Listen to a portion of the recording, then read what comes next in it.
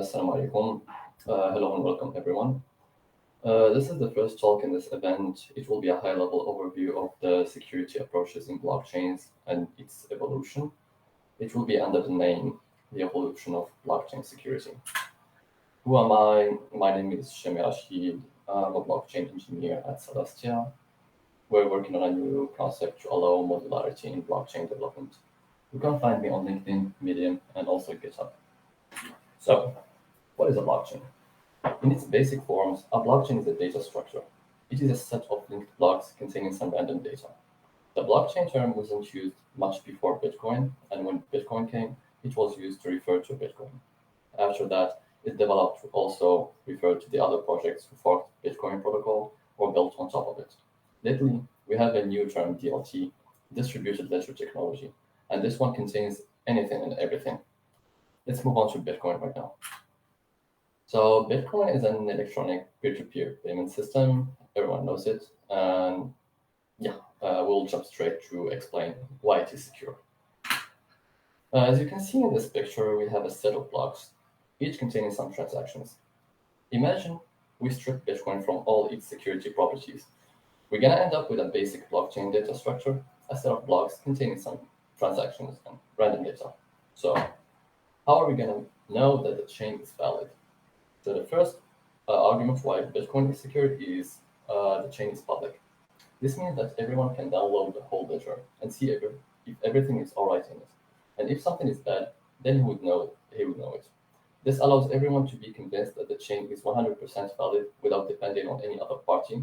However, if anyone who sees something wrong, they go directly and change it, then we're going to end up in chaos. Thus, we have the second property, immutability. Bitcoin is immutable, meaning that no one can make any change on it whatsoever. And for this to have a meaning, we need to make sure that every block added to the chain is valid, so that we have a precondition that the chain is valid and no need to change anything in it. Thus, we have the third property, validity rules. So right now we have a chain, we have the public chain, so we know that the chain is whatever is happening in the chain, and also we have immutability, and we're sure that the blocks are valid.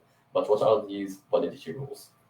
Validity rules include mainly checking if transactions are valid, meaning that they are not creating bitcoins out of thin air, aside from the coin-based transaction, and also if they're not double spending. In a nutshell, make sure that nobody is sending money they don't have or own, or they're spending it multiple times. To do this, we use public key cryptography. In simple words, it allows protocol users to sign transactions, proving that they have the money and are able to send it to others. These users are identified by their addresses, which are derived from their public keys, which also are derived from their private keys. So as long as the user has his private key hidden, then he's good to go. And now for the blocks. Checking that a block is valid means that all the transactions are valid and some other checks ensuring the ordering of the blocks, the amount of work done to produce them, and also where they fit in the network. However, if every validator who has a set of transactions creates a block and just adds it to the chain, we're going to also end up in chaos. Thus, we have the fourth property, which is Nakamoto consensus. Nakamoto consensus is a set of rules that verifies the authenticity of a peer-to-peer blockchain network. What it does basically is force the network validators to solve a puzzle before broadcasting a block to the network. This is proof of work. You do some work and then you get rewarded. And also, it helps us define a fork choice. Defining a fork choice is a really important property of the Nakamoto consensus compared to the other consensus protocols like proof of stakes. It allows anyone new to the network to know which chain is valid without recurring to social arguments, or basically without having to ask a friend which fork should I follow. This rule is simply the chain with the most work is the valid chain. Also, allow anyone to participate in the network without the need to have coins or anything. Just start a validator and you're good to go. And also others. Now that we're able to add blocks to the network and also know which blocks is worthy of being added to the chain, we have the potential risk of one party rearranging the chain or censoring some transactions, or basically just taking control of the network. Here comes one of the properties that no other protocol other than blockchain, other than Bitcoin, achieved, and it is decentralization. Decentralization means that the network is being secured by different nodes which are not cooperating together to do it any harm. This allows Bitcoin to stay secure even in the worst scenarios, like, for example, what happened in China in September last year, where a ton of miners were stopped in China. The network still continued working without a problem. This, this is thanks to its decentralization. Now, this brings us to the main problem all blockchains face the scalability trilemma. In a nutshell, you can only have two components of the three, either scalable and secure protocols but centralized, or you can have scalability and decentralization and no security, or you can have decentralization and security but a very slow protocol. Bitcoin is the only network which arrived to optimize these parameters and have the best decentralization while also staying secure and scalable. And for the other protocols, most of them make compromises on some of these parameters and for the sake of others. For example, we can take Bitcoin Cash or Bitcoin Satoshi Vision. They started increasing block size to support more transactions. This is increasing the blockchain capacity, but this made it handle more transactions, but the chain got so much bigger, it somewhat became centralized. And also we have, for example, Solana, which they define no chain capacity, which means as much hardware that we have, we can just handle blocks. And this allows it to handle a lot of transactions and also be super scalable and also have no fees, almost no fees. But you can see how many times the protocol shut down. So you can see the compromises and other projects, of course. So in a nutshell, most of times when you take Bitcoin and change some parameter, you end up with something relatively inferior, which makes Bitcoin is somehow the optimal solution for decentralized peer-to-peer cash system or payment systems. However, for other use case, this is arguable.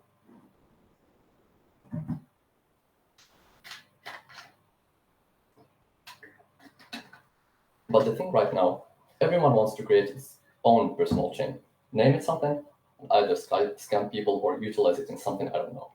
So for a while, the only choice people had was to fork Bitcoin.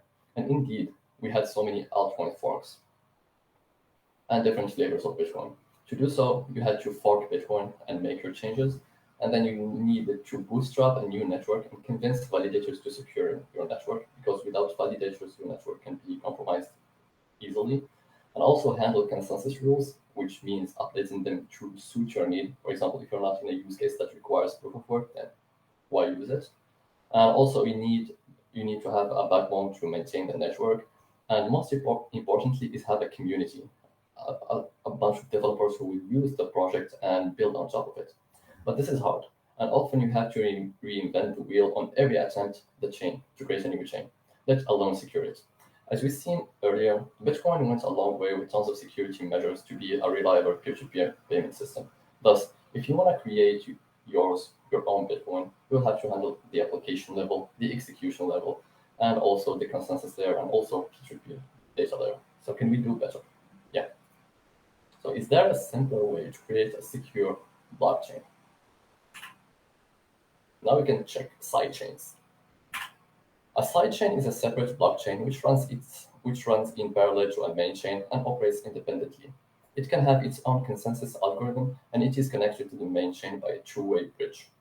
Like, for example, what we have on the right in the image, we have the Bitcoin protocol, and also we have a secondary blockchain. These two chains live independently. However, we need to build bridges between them in order to ensure interoperability. The main purpose of sidechains is to add new functionality without compromising its security. So, for example, if we take Bitcoin and we added some more functionality, then we're just opening new attack vectors. So, what people do is open a sidechain, and even if this one gets compromised, then Bitcoin will not be touched. And for example, we have Rootstock. What it does is basically add Solidity smart contracts on top of Bitcoin. And you're going to have something like Ethereum, but on Bitcoin.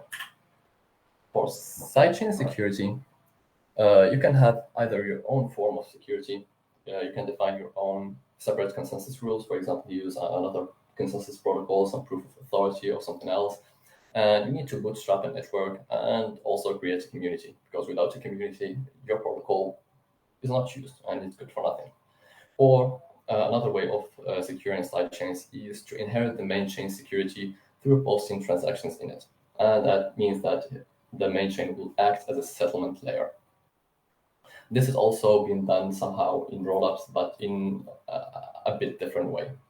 Or you can have a similar consensus to the main chain and going for merge mining. Merge mining mainly means is that you are mining for Bitcoin, for example, and also when you find a valid block, then you can also add something to it and make it valid for the sidechain. So you don't have to do the work twice, and you just end up securing two chains with the same amount of work. So if you want to create your own sidechain, to create your own sidechain, it's the same as creating a main chain. It's the same because it's an independent chain. But also you need to create bridges between the main chain and your sidechain in order to be able to interoperate between the two. Also, we have another model, which is the general purpose execution model. And this one has came with Ethereum and similar projects, but mainly Ethereum. So Ethereum is a decentralized blockchain platform that establishes a peer-to-peer network that securely executes and verifies application code called smart contracts. As you can see in the right in the image, we have the Ethereum virtual machine layer where we give it some code, and then it is executed in a certain environment that guarantees determinism and some other properties. These smart contracts are executed in the EVM layer, and its purpose is to offer a decentralized platform to run code without having to create your own blockchain. You can think of it as Lambda functions, but a very limited version of Lambda functions or similar. You just give it your code and it is decentralized. However, when it comes to smart contract security, it is guaranteed by the security of Ethereum. So you have already Ethereum being secure and also running some consensus and a lot of stuff. So it is secure. The platform is secure. But the thing that is not secure is your code, is the Solidity code that you give it. So the work to secure your use case or your work is just securing your Solidity code. And if you want to create your own smart contract, you can abstract all of the execution, consensus, and peer-to-peer data layer and just stay with the application layer. Because on the application layer, you just give it some Solidity code and boom, you have your protocol. Also, there's some frameworks that showed up lately containing, giving you the chance to create chains and using some SDKs. Like for example, we have Polkadot and Substrate. Polkadot in general is a layer 0 protocol and multi-chain network, laying the foundation for the future of Web3. What it does is you can see that we have the relay chain in the picture in the middle, and this relay chain acts as like a layer between all the parachains. All these are chains connected to this relay chain, and Substrate gives you an SDK, and that gives you that SDK that you can create parachains without having to worry about a lot of components. So Substrate SDK allows you to define your runtime environment and also the application layer without worrying about consensus or networking. So all you need to do is worry about securing your runtime. But this also means you need to make it deterministic and also make it secure and make it a lot of stuff. So that's some good part of work. Also, if a parachain joins the relay chain, it will also share the security with it, thus a more secure environment. Because when you take Substrate SDK and just create your own parachain, then in general you are building an independent chain. But if you want to interoperate between multiple chains or just connect to the relay chain and be able to submit transactions that might be interpreted by some other chain, and this is basically interoperability, then you need to join the relay chain. And when you join the relay chain, then you are using the relay chain as a settlement layer. And when you post transactions there, and you end up inheriting also its security. So if the relay chain is secure, if the relay chain is amazing, then also your protocol, you won't have to worry about that. And that is called shared security. So if you want to create your own parachain, you only need to worry about the runtime and application. So right now we are abstracting the consensus layer and peer-to-peer and data layer, and also giving the user just the mission of working on the application and the execution layer. All the other layers are handled by the SDK. So as a summary, yeah.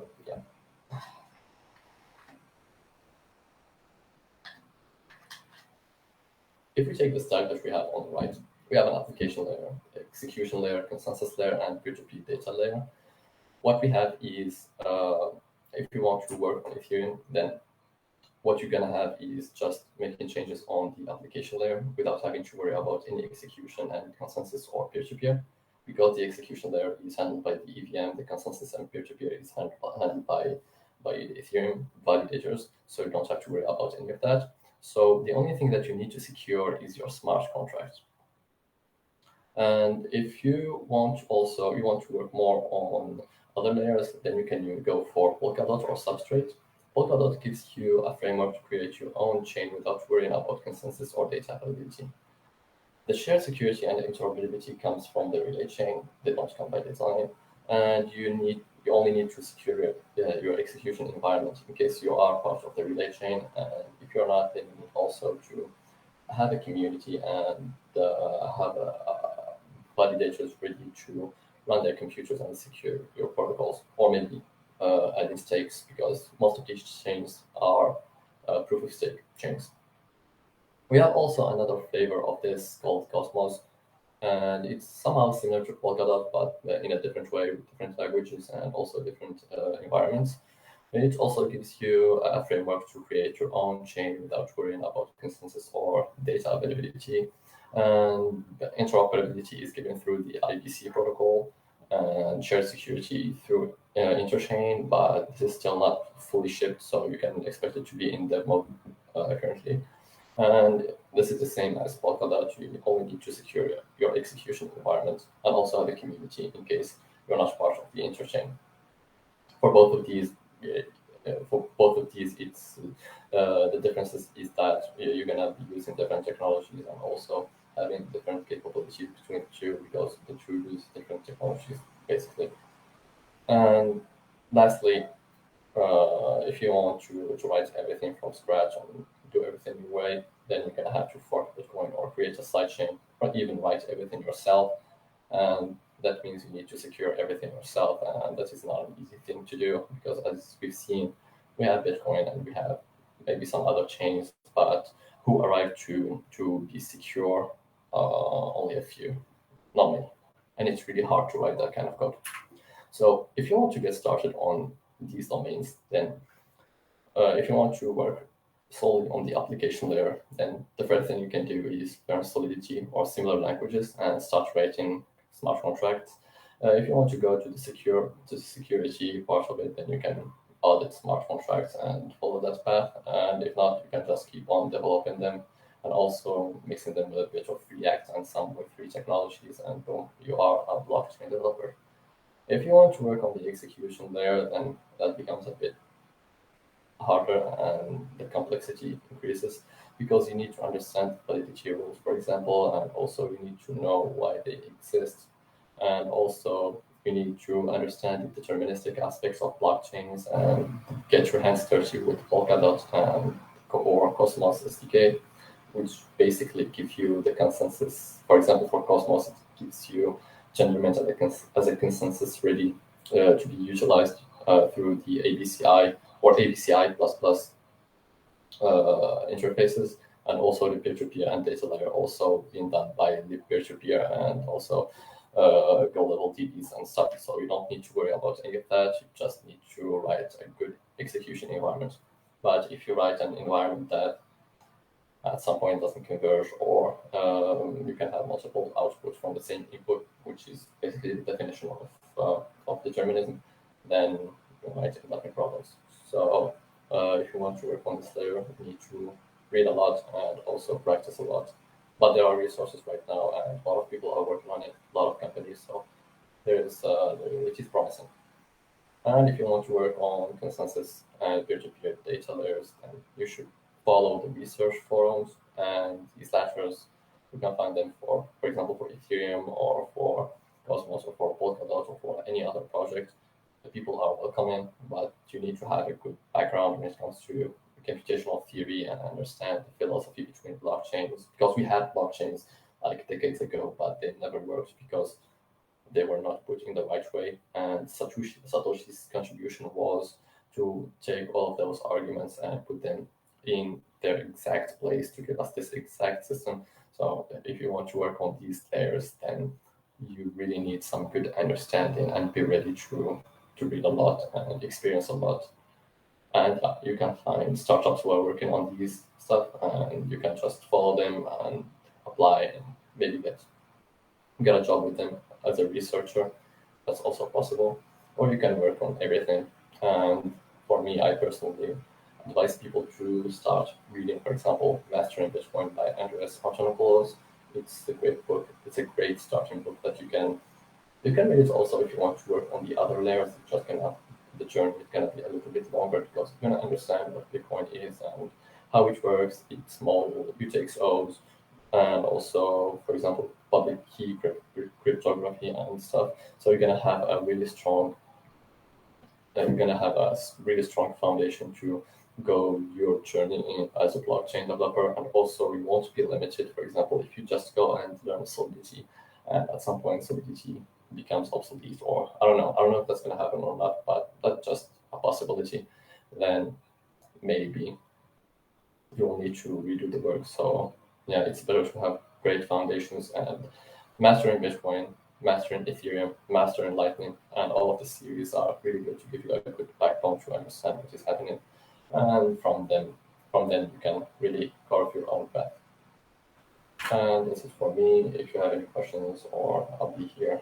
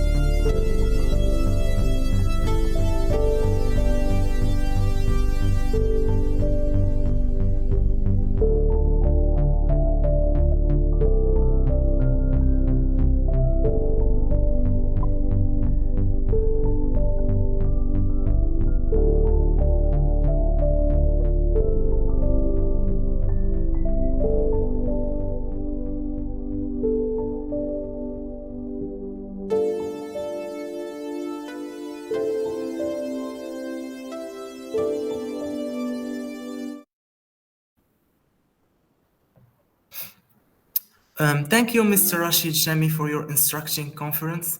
We will be moving now to the Q&A section. So the first question is, if a side chain, let's say, get hacked, does this impact the main network? Any inputs on the security of L2 EGH?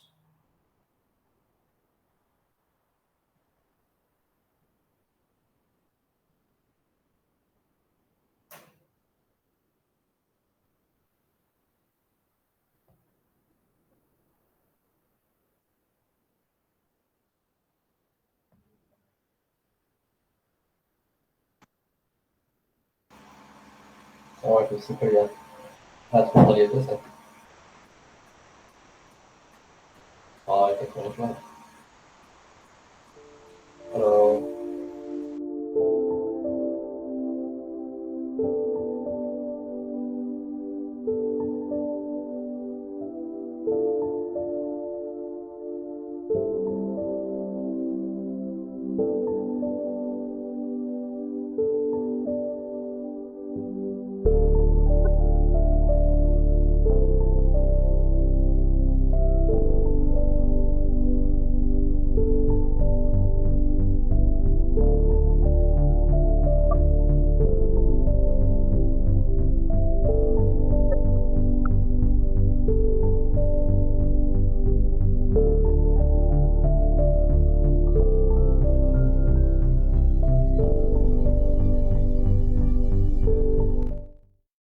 Issue. So we will re-ask the question. So the question for Mr. Shami is, if a such chain, let's say, get hacked, does this impact the main network? Any inputs on the security of L2 ETH? Well, when it comes to sidechains, if a sidechain gets compromised, then only the sidechain gets compromised, and also maybe depending on the design of the bridge, maybe some of the assets that were locked. But aside from that, nothing on the main chains can happen. Let's say, for example, we have two chains. We have Rootstock, for example, and Bitcoin. If we take Rootstock and do something bad to it, then the best thing that can happen is that losing the coins that were locked beside the bridge for Rootstock. But when it comes to Bitcoin, Bitcoin will stay alive and nothing bad's gonna happen to it. What is the second part of the question? Any inputs on the security of L2 ETH? Well, when it comes to L2s, basically, what L2s are scaling solutions for Ethereum. So Ethereum, the main chain, we call it L1, and L2 are the approaches used to increase its scalability. Mainly what we have right now is rollups, ZK rollups, and optimistic rollups. These are, yeah, as I said, these allow a higher transaction per second because we take tons of transactions and execute them off chain.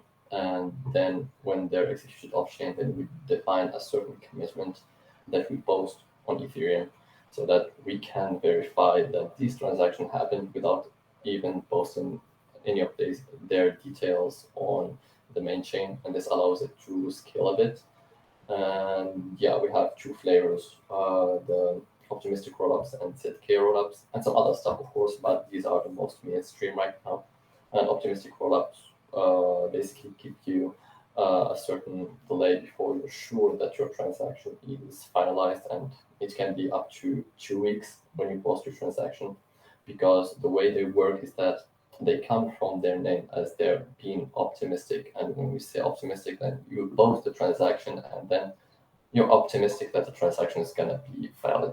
But if it is not valid, then the part of the fraud proof comes, and you need to wait for a fraud proof to be generated and also to be executed in order to know that your transaction is finalized or not. So the way this works is that you have a rollup network or just a single rollup doing these batches. And yes, it is a bit decrease in the original main chain transaction security, but like if you are just doing random transactions or small transactions, it's all right. But if you're going to do a really big transaction or you have some really important business that you want to run, then you might want to create your own rollup, or you might want to also just do it on main chain and let people pay the gas fees because it's maximum security. It's the price to have really good security. And that's all from my side. Thank you. So the next question is the 51% the only way to crack a blockchain? If not, can you talk about other attacks that can jeopardize the security of a blockchain?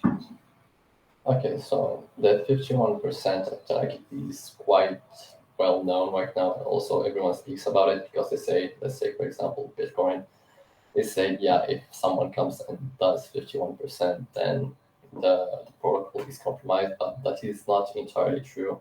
It is only true that one party will be able to reorganize the chain or maybe censor some transactions because it has 51%. And probabilistically, it will end up having the next block, maybe, as I said, probabilistically. But really like validators, like honest validators, once they will see that there is like a 51% attack and they see that there is some party doing some shady work, then they just not connect to it anymore, or there might be some recurring to some social arguments, but really it's not really that big of a problem. And for the other attacks, let's not forget that like the blockchain is nothing but code, and it's code written by people, by normal people, and it has no magic in it. You just write instruction and it is executed the way it is. So you can find, for example, we can find bugs in the Bitcoin core, for example, software. And there were some bugs, for example, in 2012, I guess, there was an overflow, a buffer overflow possibility to be done, and it was fixed. But lately, the software is too secure, but we can say that it's 100% secure. There are always openings because it is written by human beings. And also, when it comes to who are the users of these protocols, they are human beings. So when you come and see human beings and they're using a protocol, then you might lose your private key, you might be social engineered, or you might even be it's because you take 100% responsibility for your money, for your private key, and then you might lose it, it might get stolen, someone might try to trick you into it, or different stuff. And there are also, for example, exchanges that come and they take your information and keep the money in their vaults and tell you that you have it, but it's the general rule, not your private keys, not your money, but still like an exchange can come and close, or as we see right now with the decentralized finance, the multiple hacks that happen because of protocol failures and stuff. So yeah, there are a lot of ways to compromise a blockchain, and there are a lot of ways to compromise, especially when it comes to DeFi stuff. But if you know what you're doing, and if you're keeping your private key safe, and you're not gambling or using some protocols that you don't understand, then you should be really good to go, as long as you keep your private key safe. And when it comes to safety, like you can also take, for example, you can have a private key and then define a multi-sig wallet where you need to have multiple signatures in order to be able to spend the coins, or even right now with the Taproot upgrade where we have Schnorr and also Mast support, and you can also define more rules to spend your coins so that you can gain maximum security. But this comes at a cost of awareness. Like you need to know. People need to know. People need to be educated. Like they are educated right now. If someone calls you on the phone and asks you about your bank number, you shouldn't, or some bank password, you shouldn't give it to them. Same thing for Bitcoin or for blockchain in general. People should know that if they give their private key or similar, then they can be compromised. And even when it comes to generating a private key, like in the mathematical model we have, like the generators should be 100% should be 100% aléatoire. But when it comes to reality, you are running that on computers, and if, for example, you take your seed and someone has access to it, then he can generate your private key and be able to take your money. So there are a lot of risks, yes, but if you do minimum awareness, minimum know what you're gonna do with what you are facing, and try to secure yourself, then you should be good to go.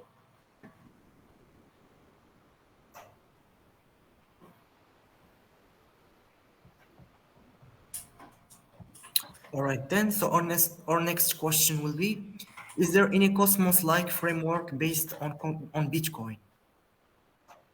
Well, that's hard to say. There is some framework to build on top, because what Cosmos and Polkadot really come with is that they want you, like not they want you, but people want to build their own chains.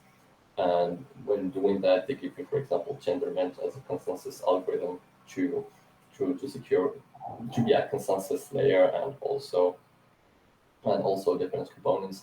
So they expect you to create your own chain. But if you are creating your own chain, then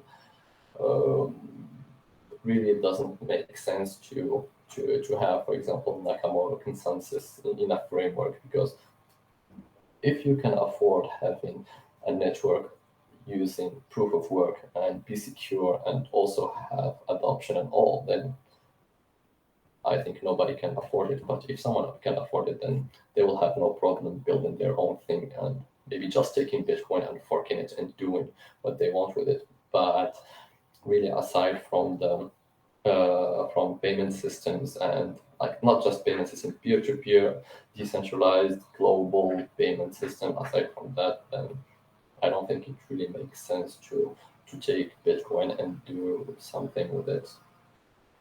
And also, when it comes to Bitcoin, like people might think like we can take Bitcoin and make it faster.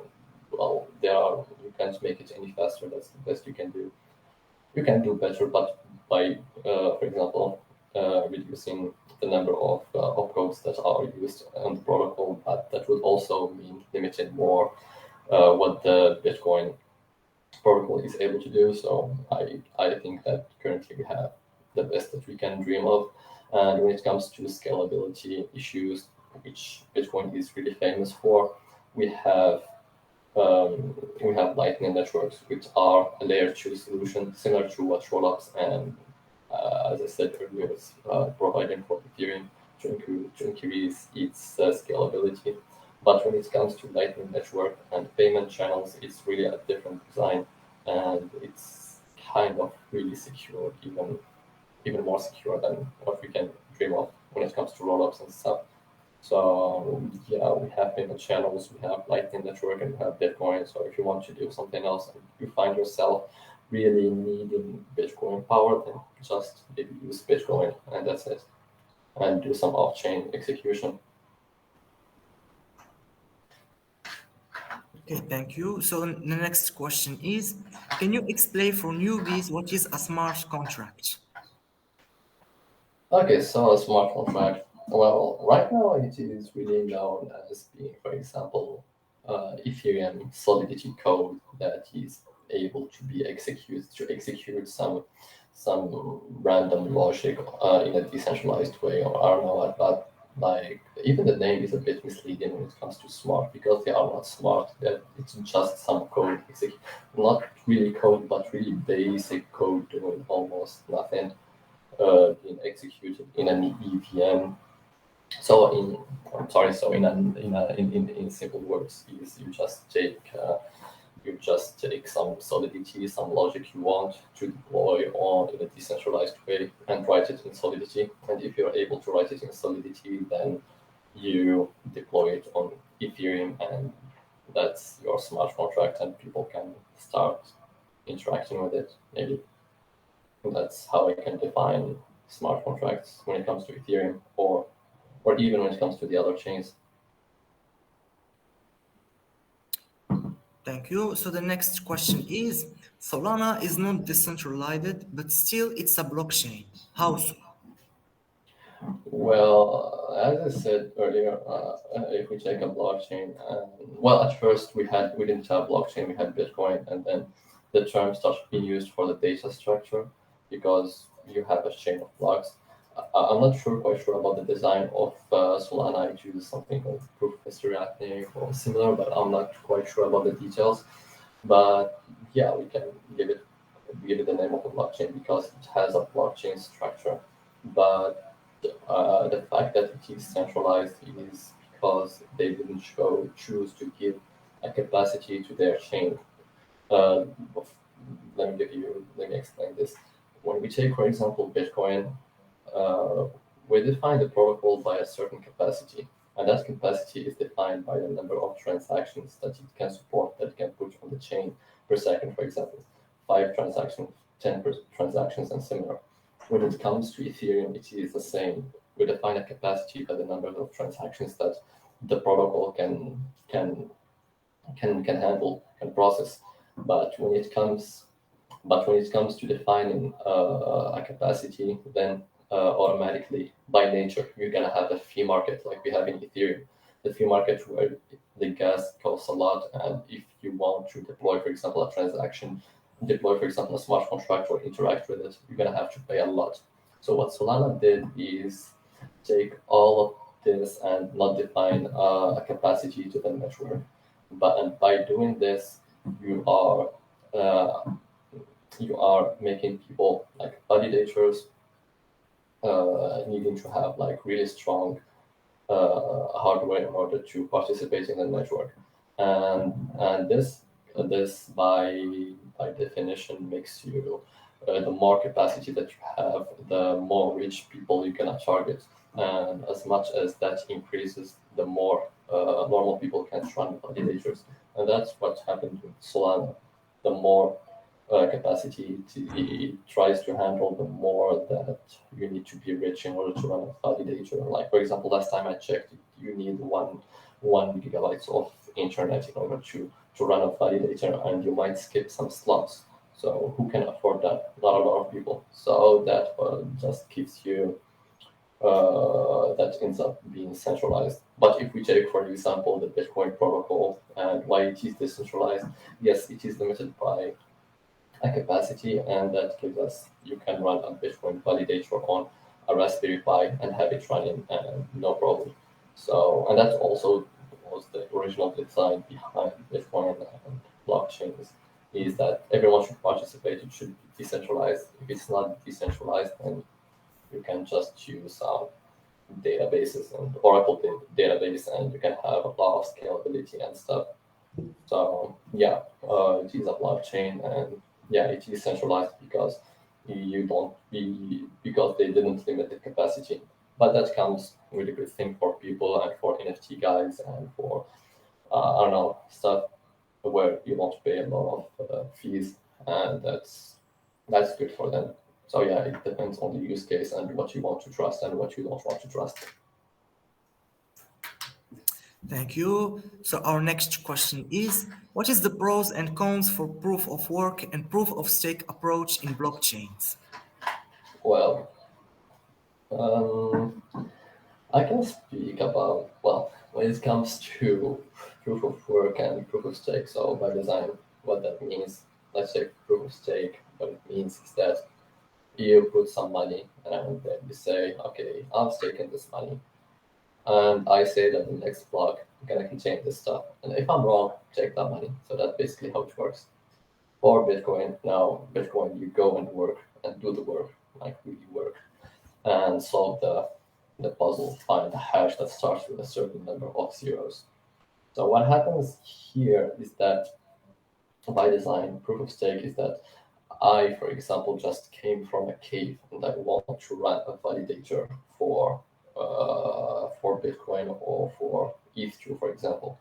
When it comes to Bitcoin, I can just take like find some basic or something like that and just plug it in, and that's it. I'm participating in the network, and it's really permissionless, and that's it. And no one can ask anything of me. But when it comes to proof of stake, you need to go out and buy tokens from somebody, and when someone gives you those tokens, then you stake them. So that's the first difference that I see, is that with proof of work, you just join the network. With proof of stake, you need to go to a friend. The second thing is the fork choice. For proof of work, the fork choice is defined by the chain that has the most work, the chain that people spend a lot of time and energy and I don't know what trying to find valid blocks for it. But for proof of stake, some define it with a capital, or others define it with other stuff. But the difference is if you like I said, if you come from a cave and just want to join a network, and for proof of work, your validator can decide that automatically. For proof of stake, you need to go to a friend and ask him, which chain should I go for?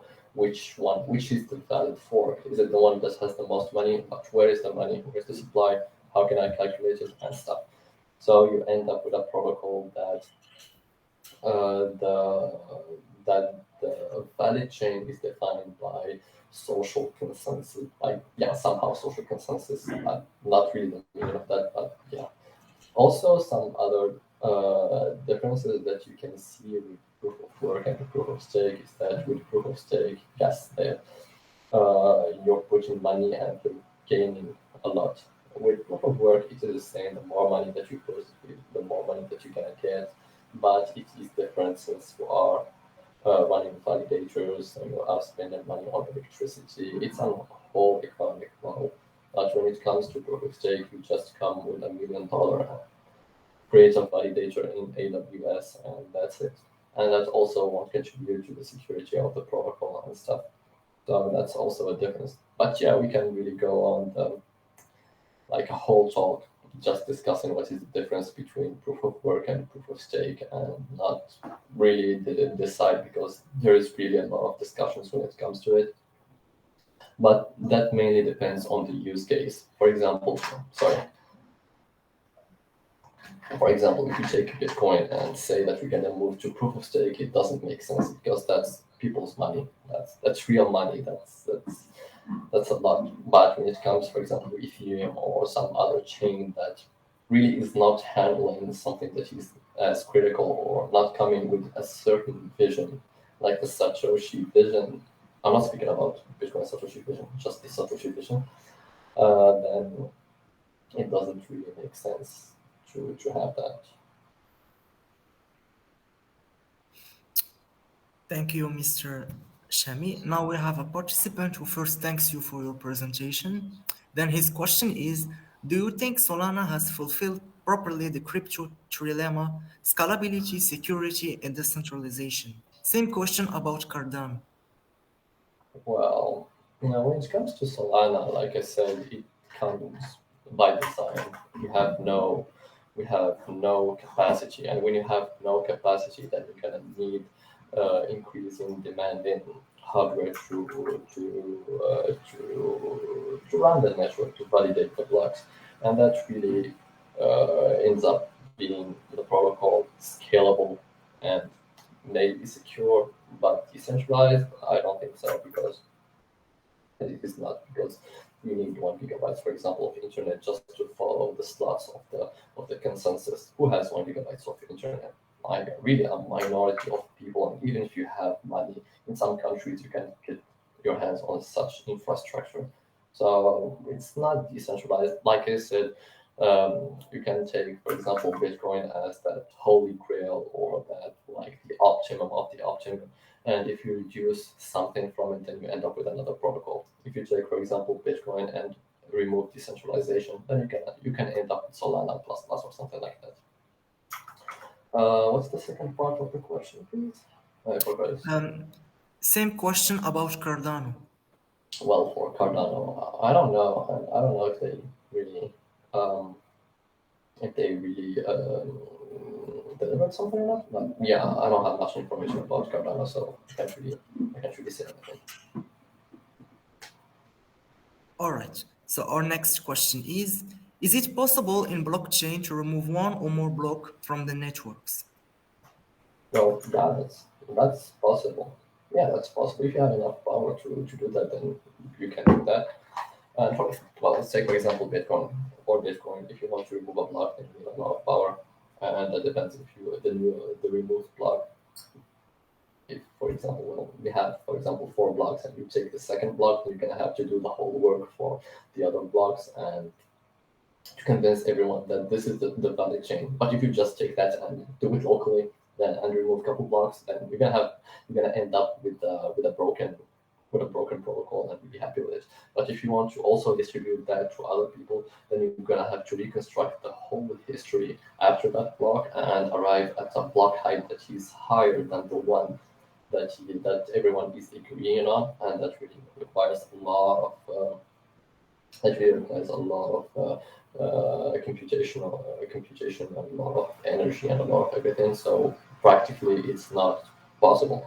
But that doesn't mean that reorgs cannot happen. For example, at the end of the chain, we might have reorgs because sometimes, like we can have, let's not take Bitcoin. Let's take, for example, some other protocol a lower, who has a lower block time for block, for example, 1 minute or 15 seconds or similar.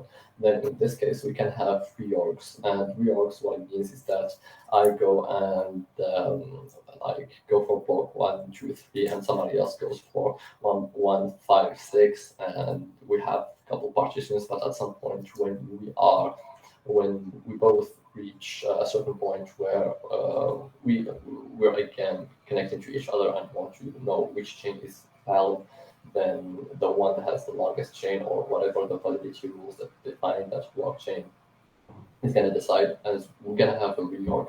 But that doesn't mean that this reorg is bad um, because it is by designing some consensus protocols. But when it comes to Bitcoin, reorgs are rare, and if you wait like just for 6 blocks or 10 blocks after your transaction, then you can be sure that nobody else can make any change on it. But yeah, reorgs are possible. So thank you. We will have to stop now the Q&A session. We are very sorry for the rest of the participants who asked questions, but we are in a tight schedule. We have to go to another conference. Um, so we will stop the session here. Once again, thank you for your participation. Thank you, dear spectators, for watching us live on Facebook, and stay tuned for the rest of the conferences. Thank you. Yeah, and if anybody needs any help And thank you, or Mr. Shami, for your participation. It was very good indeed. My thanks. thank you so much. And if anybody is really willing to get started in blockchain, or maybe just like orient his career to that, then maybe you can contact me and maybe ask questions. Like I'll be glad to answer them. But like the first advice that I give to people is that what really makes the difference between engineers right now is that how good they use Google. So if you just come to me and ask me, for example, what is Bitcoin, then there are a lot of articles who can explain Bitcoin really well. But if you come to me with a really interesting question or something that really means something, then yeah, I'd gladly discuss that with you or even explore that with you if I don't know the answer. And yeah, thank you everyone for your participation, and cheers. Cheers. Thank you.